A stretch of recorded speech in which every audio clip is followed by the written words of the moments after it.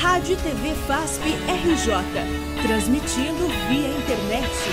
Gestão Dr. Álvaro Barbosa. Bem-vindo a mais um programa de rádio e TV web da FASP RJ. Nosso entrevistado de hoje é César Ribeiro, ex-presidente da AFA-Rio, também foi conselheiro do Conselho de Administração do Pré-Rio e é membro do Movimento Unificado, né, em defesa dos servidores públicos municipais. Sim. Tudo bem, César? Tudo bem.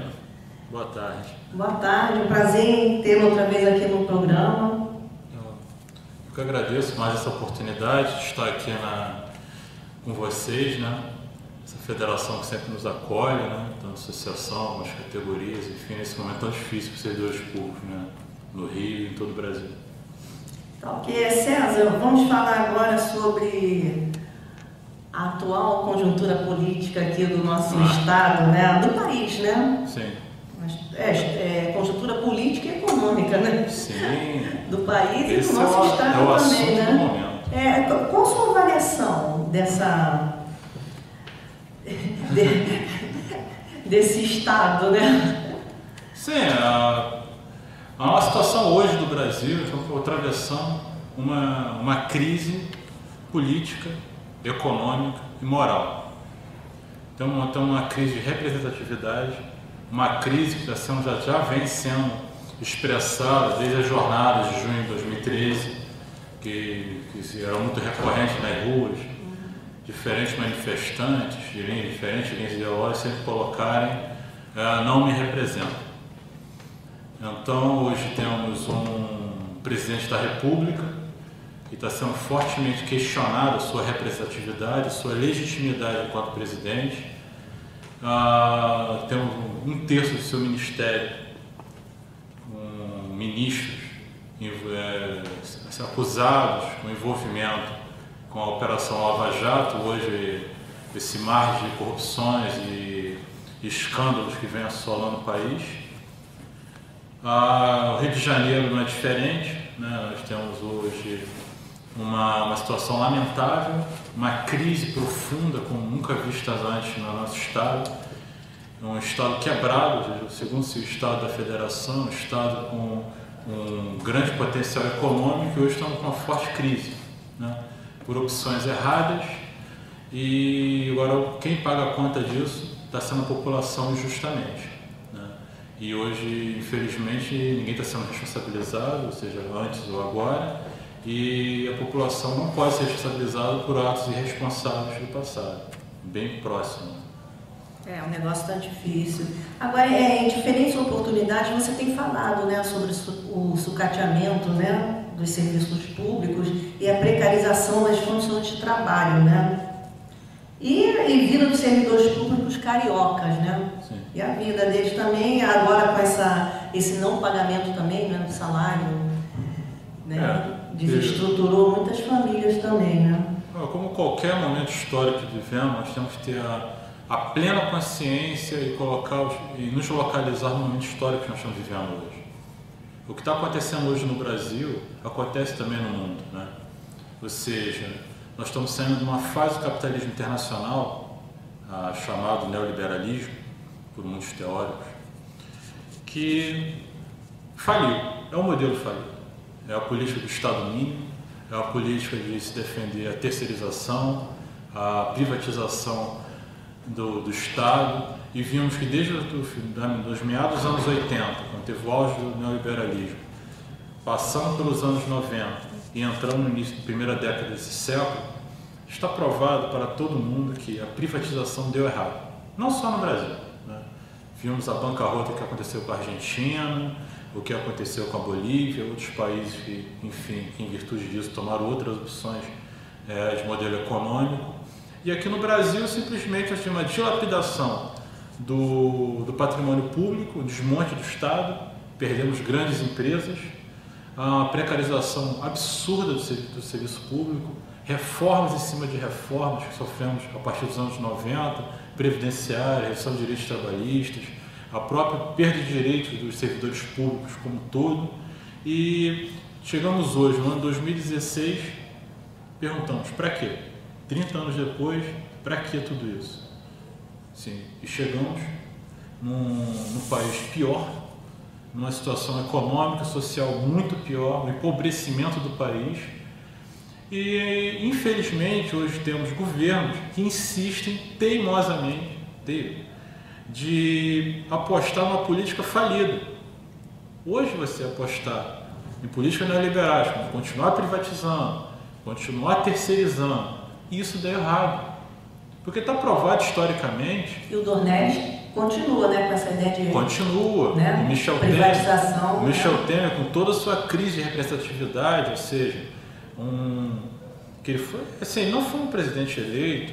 Está claro que ele foi um presidente fruto de um golpe jurídico parlamentar. A palavra golpe está na pauta hoje da política brasileira. Essa crise de identidade. E ao mesmo tempo ele bota um pacotão no Congresso de reforma da Previdência, reformas trabalhistas, o PLC 257, que eu digo que assim, é quase um tiro de misericórdia no serviço público, após todas essas políticas aplicadas ao longo dessas décadas. Então nós temos que ter uma consciência, tem coisas que não se misturam no Brasil, e fora dele também.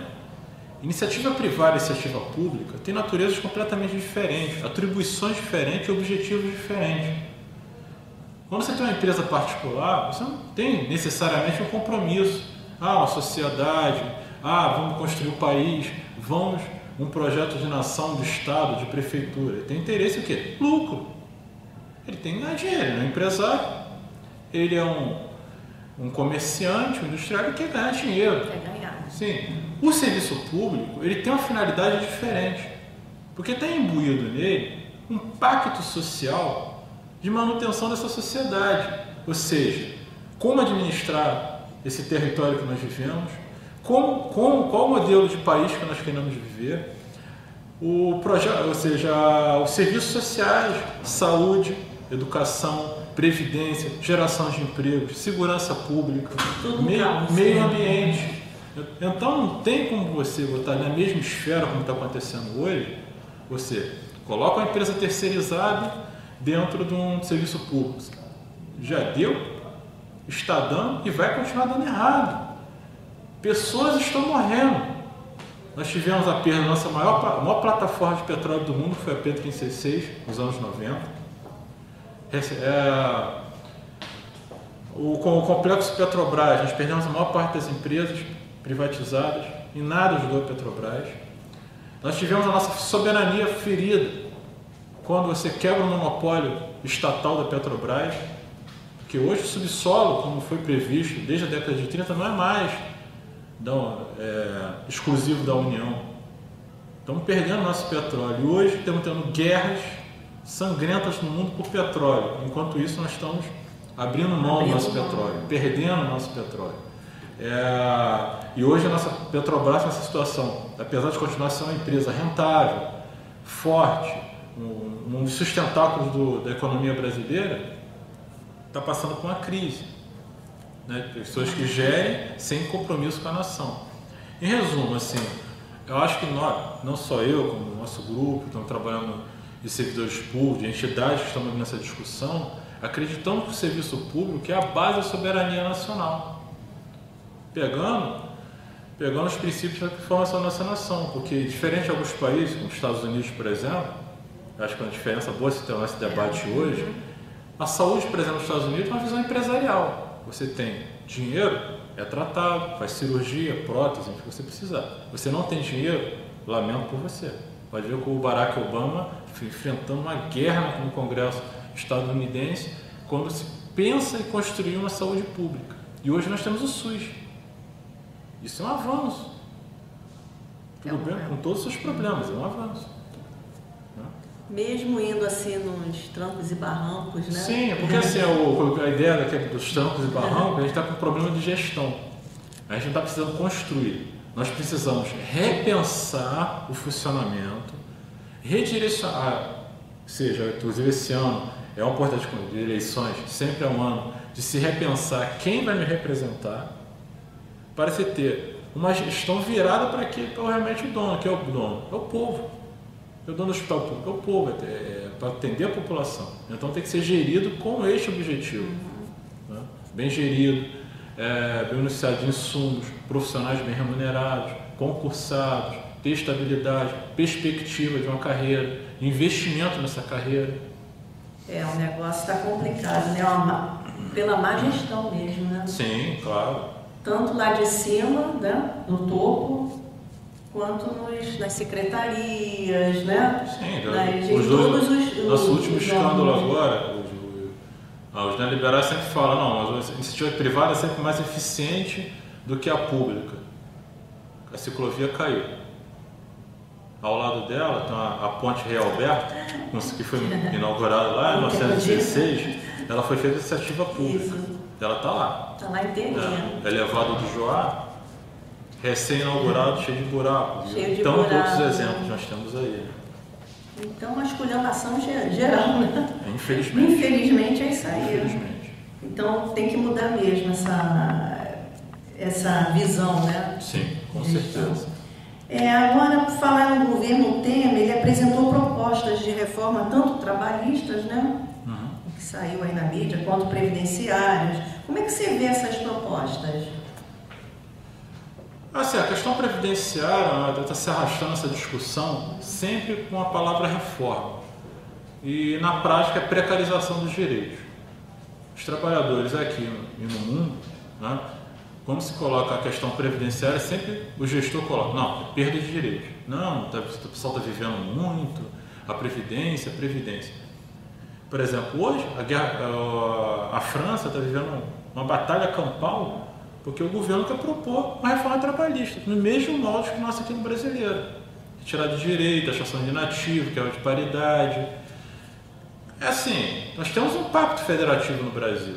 O INSS, por exemplo, não saiu do nada. O nosso Previ-Rio lá na prefeitura não saiu de nada. O antigo IPERJ, hoje Rio Previdência, não saiu do nada. Há regras que foram criadas lá atrás para se assegurar nós trabalhadores quando estivermos com idade avançada, muitas vezes sem condições de trabalhar, e se tiver com saúde, tem todo o direito de ter lazer, ter sua vida tranquila na terceira idade, nada disso.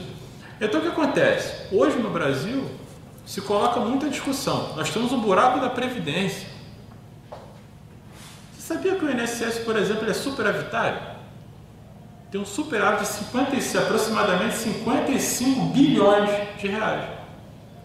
Mas por que se torna superavitário? Principalmente por um negócio chamado DRU, Desvinculação de Receitas da União. Que até então o governo federal tinha liberdade de pegar, inclusive, de verbas fixas, 20% desse orçamento e usar em outras áreas da sua administração.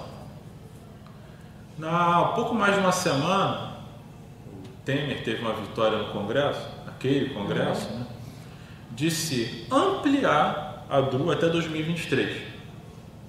Pior, agora 30% desse montante de dinheiro. Verbas fixas, educação, verba da saúde, verba da Previdência. Aí, não satisfeito nessa proposta aprovada, ainda tivemos o quê? O que não tinha antes, inovou. Antes era exclusivo da União fazer isso. Agora não. Agora os estados e municípios podem fazer a mesma coisa. Agora, como nós... É aquela bagunça, né? Imagina a nossa... Agora, pegando do geral para o particular, imagina a nossa situação no Rio de Janeiro, que estamos com a Previdência quebrada, ou seja, um grau de insegurança imenso, a temeridade total. Você colocar algo assim para a gente é preocupante, é para o próprio Estado também. Então, assim, ele coloca isso. Já tivemos a declaração de ministro falando, não, nossa Constituição não cabe mais dentro desse Estado. Ou seja, quer reduzir ainda mais o direito trabalhista para colocar ali. Eu acho que tem que se ter uma auditoria da Previdência. Sabe o que realmente está acontecendo? Se auditar, ver o porquê, se tem realmente esse buraco, de quanto é, de onde ele veio, né? Ver também a questão, sonegação fiscal também, está sendo pago direito as partes patronais, a contribuição e repasse. Tudo que é público isso é auditado. Não existe verdade absoluta em serviço público. E nem deve ter. Tem dúvida? Auditoria. Tem que se ter. Entendeu? E temos hoje, enfim, numa situação como essa de dúvidas, não tem como afirmar que tem um buraco na Previdência. Temos que discutir, inclusive, também hoje no Brasil, a questão da dívida externa, interna.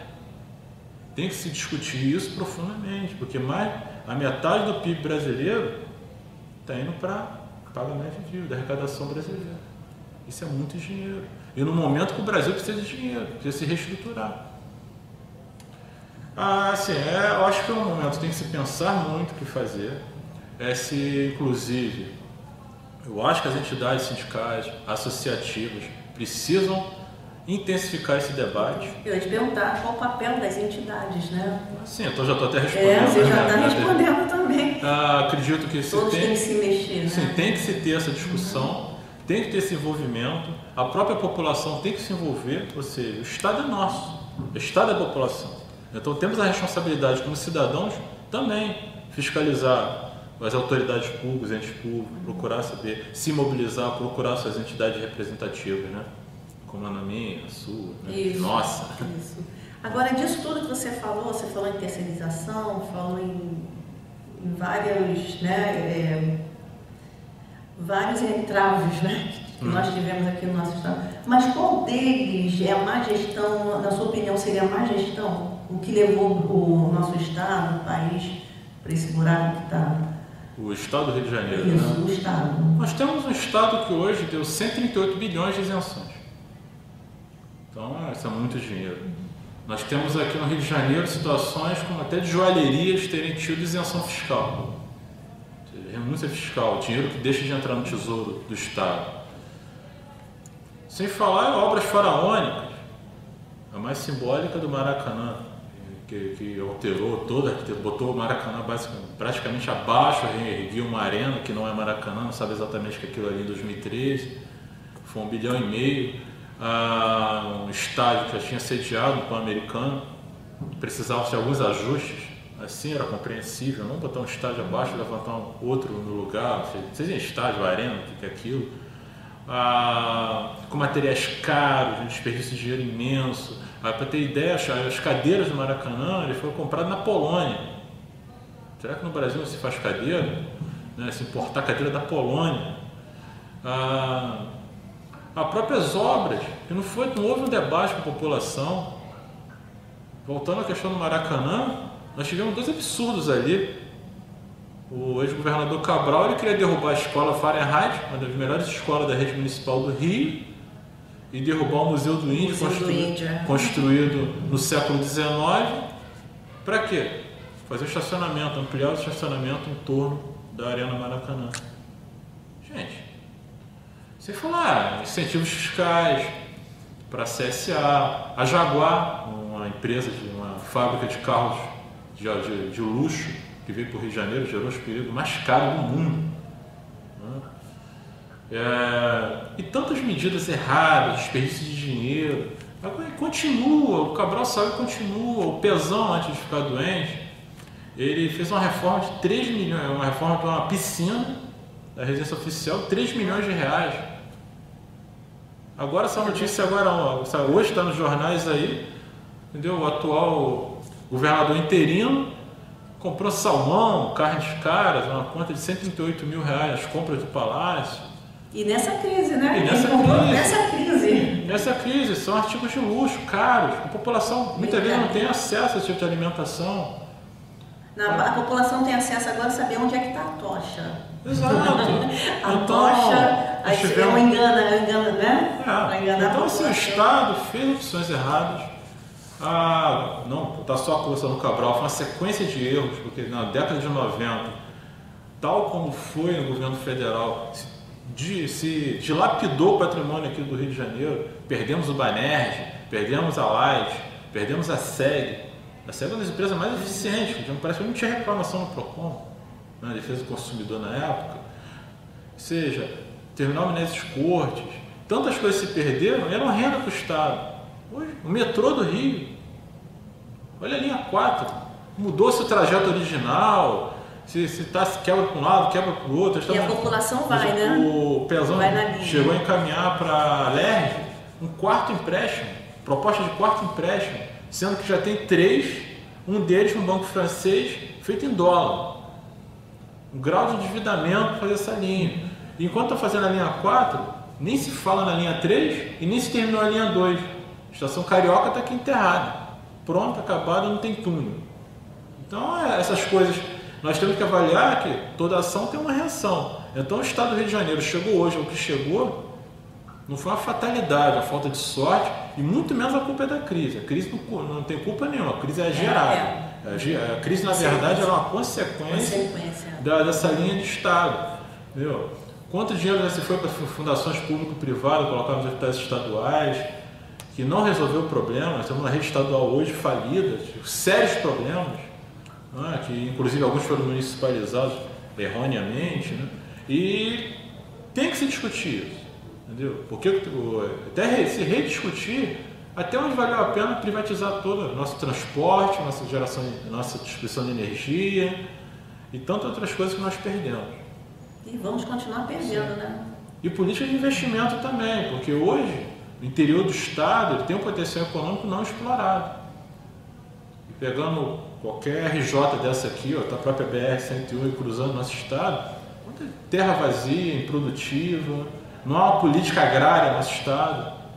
Nós temos um estado hoje que não tem política agrária. São focos isolados, surtos aqui e ali de produção. O Brasil está precisando ser repensado, né? Sim, com todas as suas esferas. Você falou em várias perdas agora. E a questão do corte de salário família? Isso é outro caso que causou grande apreensão. Inclusive, estamos tendo discussão no movimento unificado hoje, as entidades envolvidas estão discutindo isso, essa perda desse direito, que aconteceu do dia para a noite. Não se sabe exatamente como foi processado isso, baseado, enfim, em portaria, mas ainda isso é insuficiente para nós.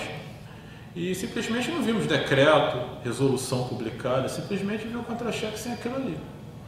É um valor baixo, seja em média R$ 44,00 no contra-cheque do servidor, né?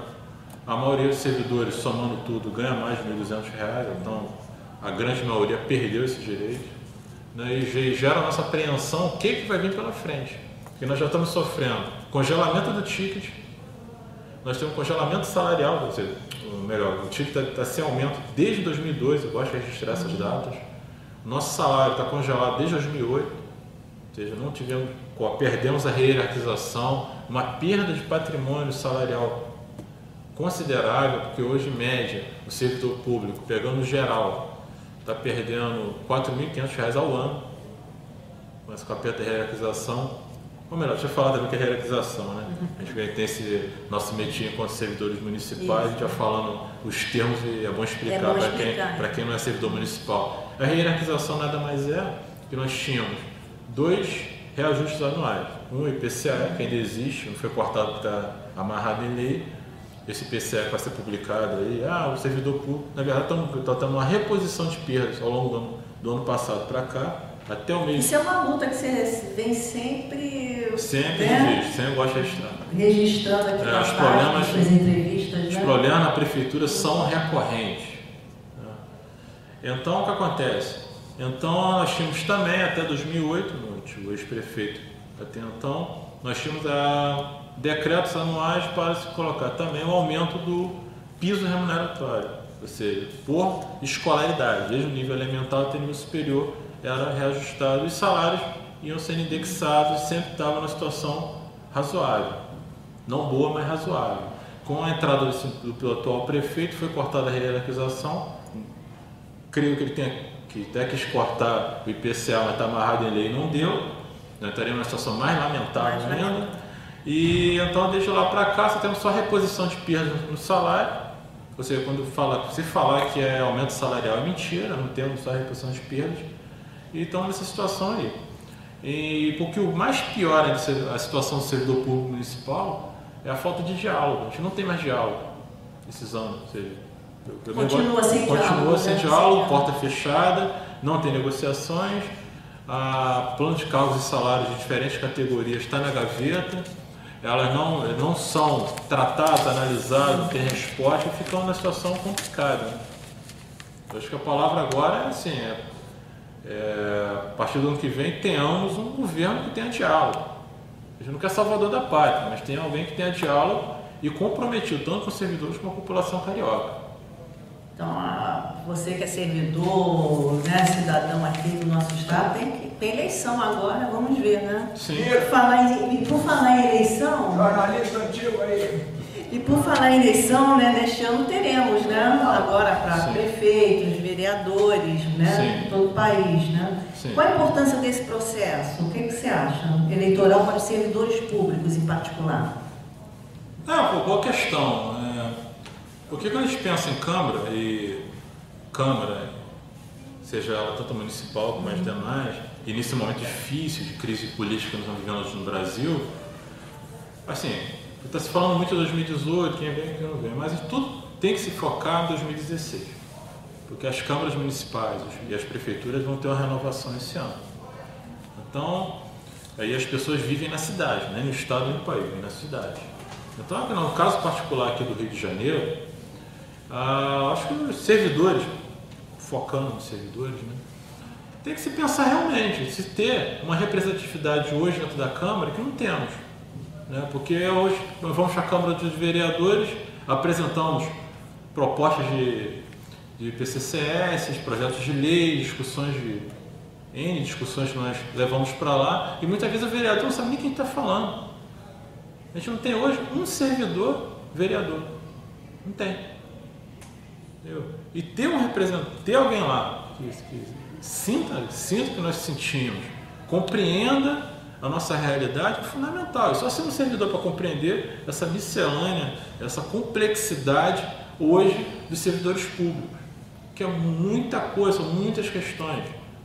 Né? Nós temos muitos servidores de diferentes categorias. E também aquilo, assim, não é só uma questão corporativista, não é só uma questão, servidores públicos. Porque nós acreditamos que o serviço público é a base da sociedade. E para termos serviço público eficiente, nas suas diferentes pastas, diferentes serviços para com a população, é necessário termos servidores públicos qualificados, bem remunerados e reconhecidos. Porque não dá para você também ter mal remunerado, sem perspectiva, que o servidor começa a pensar, vou investir aqui, eu vou estudar, vou continuar no mesmo lugar, eu não vou ganhar nada em me qualificar. E a partir da máquina remunera bem, tem obrigação de pagar bem quem trabalha bem e também estimular a qualificação. Isso acontece com o plano de cargos e salários. A solução dessa problemática tem que ter um fim. A questão das privatizações desnecessárias, as terceirizações desnecessárias, que tem as terceirizações de questões extremamente necessárias. Claro, tem coisas que não tem como ser serviço público, uma prestação de serviço, coisas muito específicas, muito bem definidas. E eu acho que agora, nesse momento, nós servidores, nós vamos dar, e a população avaliar a atual gestão, já está apresentando pré-candidato, se aprova ou não essa gestão. Caso não aprove, começar a discutir uma nova maneira de se discutir o Rio de Janeiro. Porque nós temos que ter algumas coisas resolvidas nessa cidade. Eu falo toda a população. Que Rio de Janeiro nós queremos? Que cidade nós queremos? Né? Porque você derruba uma perimetral, ninguém foi consultado. Você tem obras faraônicas, ninguém foi consultado. Isso é custo, endividamento, né? Transtorno. Isso tem que mudar pensamentos, né, de servidores. Os servidores realmente eles têm que escolher os seus representantes e que sejam servidores também. Sim. Eu acredito que, né, nós teremos aí muitos, né, que representaram aqui os servidores. Sim, temos que mostrar nossa organização política também. Ou seja, por que a gente não pode tirar uma pauta única?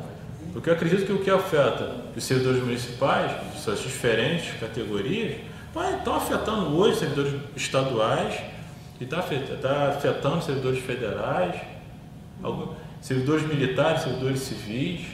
Nós estamos hoje em xeque. E hoje estamos dentro de um modelo político econômico hoje, que o servidor está sem espaço. Nós estamos sendo tratados primeiro como adversário, pedra no sapato, por um modelo econômico falido, aquela do Estado mínimo. Tem Estado mínimo, não quero ter espaço para coisa pública, eu quero ter espaço para servidor, eu quero ganhar dinheiro. Isso, mas tem que mudar essa mentalidade. Então, servidor, nós vamos agora entrar, né, daqui a pouco, né, as eleições aí em outubro, tem que se pensar nessa hipótese, né? Sim. Vote em servidor, né? Isso, servidor vote em servidor. Servidor, vote em servidor. Com certeza. César, obrigado por sua participação aqui no programa. Ok. Boa sorte, você tenha êxito aí nas suas reivindicações também, nas suas lutas. Né? Muito obrigado pela oportunidade. Só quero fazer duas considerações finais, né? Primeiro que nós vamos ter agora, dia 30 de junho, uma manifestação, 1h da tarde, na porta da prefeitura, que nós estamos reivindicando a volta do salário família, a defesa da nossa previdência e nenhuma perda para os servidores. Nós estamos lá, todos os servidores municipais estão convocados no movimento unificado, estão unindo forças para defender nossos direitos. Muito obrigado. Dia 30, que horas? Dia 30, 13 horas. 13 horas, em frente ao prédio principal da prefeitura, ali na Presidente Vargas. Tá, okay. Afonso Cavalcante, 455. Aquela esplanada em frente ao prédio da prefeitura.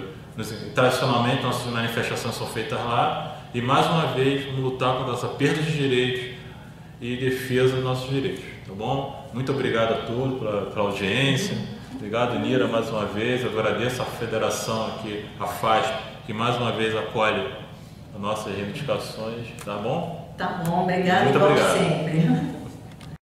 Federação das Associações e Sindicatos dos Servidores Públicos do Estado do Rio de Janeiro, FASP-RJ. Departamento de Comunicação, Mira Gracias, Daniela Torres e Zoneto Costa. Gestão, Dr. Álvaro Barbosa.